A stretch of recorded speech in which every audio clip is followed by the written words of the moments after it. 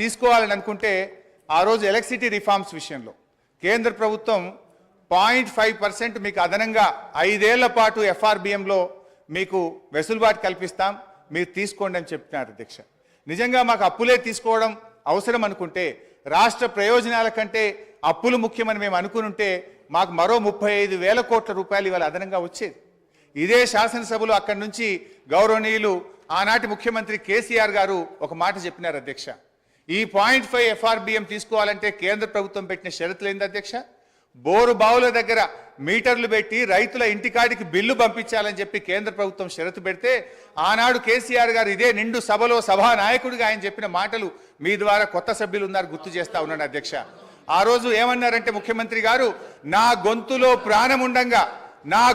ప్రాణముండంగా రైతుల బోరు బావుల దగ్గర మీటర్లు పెట్టముగాక పెట్టమని చెప్పింది మా నాయకుడు కేసీఆర్ గారు అధ్యక్ష.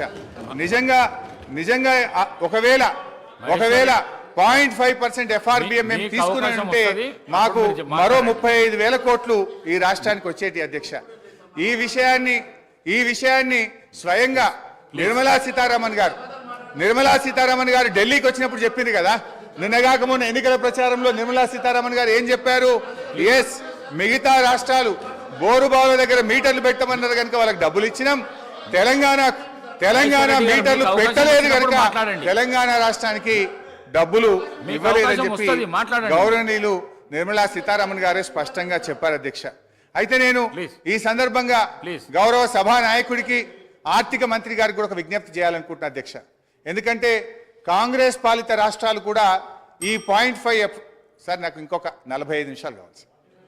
సో అధ్యక్ష 0.5 అరే ఇది చాలా ఒక నిమిషం సార్, ఇది చాలా ముఖ్యమైనటువంటి సబ్జెక్టు. ప్రభుత్వానికి మనకు సూచనలు గౌరవ హరీశ్వరరావు గారు, మీకు 30 నిమిషాల టైం కేటాయించబడింది. 30 నిమిషాలు ఇవ్వకండి, ఆయన తీయకండి, ఎందుకు సరిగా 30 మాట్లాడడం కూర్చుంటాం.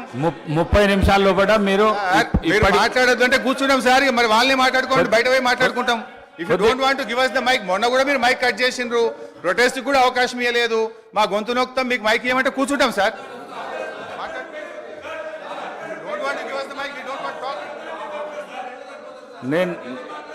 నా మాట కొద్దిగా వినండి. 30 నిమిషాల టైం కేటాయించబడింది, 45 నిమిషాలు అయింది. 45 నిమిషాల తర్వాత బెల్లు కొడితే కూడా మీరు ఈ విధంగా చేసుడు మంచిది కాదు. మాట్లాడండి హరీశ్వరరావు గారు, మాట్లాడండి సార్. మీరు ఇట్లా బెల్లు కొట్టడం ఇది కరెక్ట్ కాదు సార్. ఇంత మంచి ఇంపార్టెంట్ సబ్జెక్ట్ మీద 39 మంది సభ్యులు ఉన్నాం మేము ఇక్కడ. మీరు ఏది బట్టి అది వాళ్ళు మాట్లాడితే దానికి మేము సమాధానం చెప్పకపోతే ఎట్లా సార్?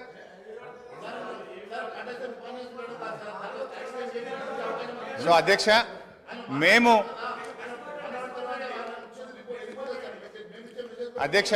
ఈరోజు మీ ద్వారా ప్రభుత్వాన్ని నేను కోరుతా ఉన్నా అధ్యక్ష. ఇవాళ కాంగ్రెస్ పాలిత రాష్ట్రాలు రాజస్థాన్, హిమాచల్ ప్రదేశ్లు కూడా ఈ బోరుబావుల దగ్గర మీటర్లు పెట్టమని ఈ 0.5% ఎఫ్ఆర్బిఎంను వారు 0.5% ఎఫ్ఆర్బిఎంను వాళ్ళు యూటిలైజ్ చేసుకున్నారు అధ్యక్ష. నిన్నగాక మొన్న కొత్తగా అధికారంలోకి వచ్చిన కర్ణాటక రాష్ట్రంలో కూడా మేము ఈ 0.5% ఎఫ్ఆర్బిఎం వాడుకుంటామని వాళ్ళ బడ్జెట్లో పొందుపరిచారు అధ్యక్ష. నేను దయచేసి ప్రభుత్వాన్ని కోరుతా ఉన్నాను, మీరు ఎట్టి పరిస్థితుల్లో కూడా మరి బోరు బావుల దగ్గర మీటర్లు పెట్టడానికి అంగీకరించొద్దని, ఈ 0.5 ఎఫ్ఆర్బిఎంను తీసుకోవద్దని కూడా మీ ద్వారా నేను ప్రభుత్వాన్ని కోరుతా ఉన్నాను అధ్యక్ష. ఎందుకంటే అధ్యక్ష, ఆనాడు కేసీఆర్ గారు ఆలోచించింది ఒకటే, 35,000 కోట్లు ముఖ్యమా, 70 లక్షల మంది రాష్ట్ర రైతుల ప్రయోజనాలు ముఖ్యమా అని ఆలోచించిన అధ్యక్ష.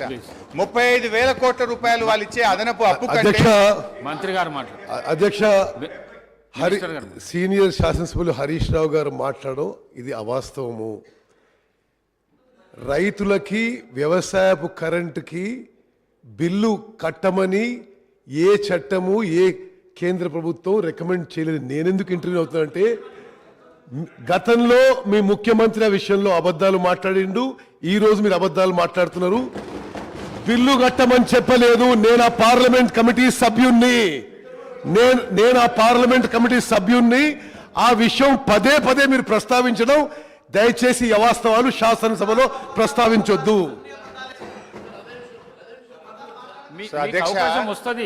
మహేశ్వర్ రెడ్డి గారు అవకాశం వస్తుంది. బోరు బావుల దగ్గర మీటర్లు పెట్టాలని చెప్పింది నిజమా కాదా? ఉత్తమ్ కుమార్ రెడ్డి గారిని అడుగుతున్నా.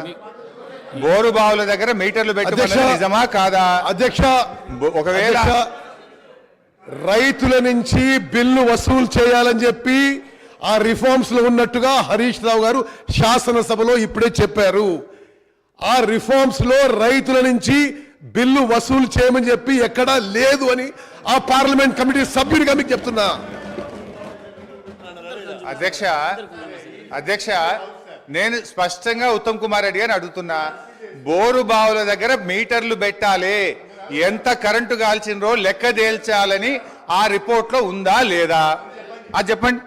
అధ్యక్ష, నేను చాలా స్పష్టంగా చెప్తున్నా, ఉచిత వ్యవసాయానికి ఉచిత విద్యుత్తులో వాళ్ళు ఏమన్నారు, రైతులు బిల్లు కట్టాలని చెప్పి రిఫార్మ్స్ లో ఉందని, ఆ రిఫార్మ్స్ లో రైతులు బిల్లు కట్టాలని లేదు అని నేను ఆ పార్లమెంట్ కమిటీ సభ్యులు మీకు చెప్తున్నా. ఇప్పుడు హరీష్ రావు గారికి ధన్యవాదాలు. హరీష్ రావు గారు మీటర్లు పెట్టాలని మాత్రం వారు అంగీకరించారు, దాని మీద వాళ్ళు క్లారిటీ ఇవ్వలేదంటే వారు అంగీకరించారు, వారికి ధన్యవాదాలు. ఒకటి, రేపు సరే విద్యుత్ మీద డిస్కషన్ ఉంది, మా జగదీష్ రెడ్డి గారు డీటెయిల్ గా చెప్తారు. అధ్యక్ష ఎందుకంటే అధ్యక్ష ఈ కేంద్రంలో ఉన్న బీజేపీ వైఖరి ఎట్లా ఉందంటే, గతంలో గ్యాస్ సిలిండర్ల విషయంలో ఏం చేసింది అధ్యక్ష, డబ్బులు మీరు కట్టి ఫుల్ సిలిండర్ తీసుకోండి, సబ్సిడీ మీ అకౌంట్లో వేస్తామని వాళ్ళకి దించిండ్రు. దించినాక ఏం చేసిండ్రు అధ్యక్ష, సబ్సిడీ సిలిండర్ ధర 1000 రూపాయలు అయింది, సబ్సిడీ మాత్రం ఎత్తేసిండ్రు అధ్యక్ష. ఇది కూడా అట్లనే ఉంటుంది అధ్యక్ష, రేపు మీటర్లు పెడతారు, ఎల్లుండి బిల్లులు పంపించి కడితేనే చేస్తామని చెప్పి మెలిక పెట్టేటువంటి ప్రభుత్వం ఉన్నది. అధ్యక్ష ఈరోజు జాతీయ అంతర్జాతీయంగా చూస్తే జిఎస్డిపి వర్సెస్ డెట్ రేషియోలోనే అప్పులు చూస్తారు అధ్యక్ష. ఇందాకనే నేను చెప్పినట్టు ఆర్బీఐ స్టేట్ ఫైనాన్షియల్ బడ్జెట్ ప్రకారంగా అప్పులు తక్కువగా తీసుకున్న రాష్ట్రాల్లో తెలంగాణ దేశంలో 22 రాష్ట్రాలు తెలంగాణ కంటే ఎక్కువగా ఉన్నాయి.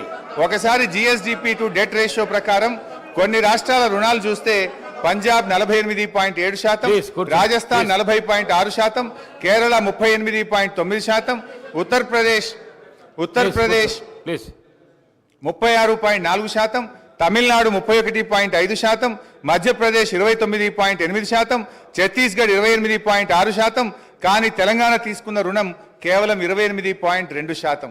ఇది ఆర్బీఐ తేల్చినటువంటి లెక్క అధ్యక్ష. ఈ పట్టిక కావాలంటే గౌరవ సభ్యులందరికీ కూడా నేను పంపిస్తాను అధ్యక్ష. ఈ అత్యధిక రుణాలు తీసుకున్న పంజాబ్, రాజస్థాన్ రెండు కూడా నిన్న మొన్నటి దాకా కాంగ్రెస్ పార్టీ అధికారంలో ఉన్న రాష్ట్రాలే అధ్యక్ష. అదేవిధంగా అధ్యక్ష దేశం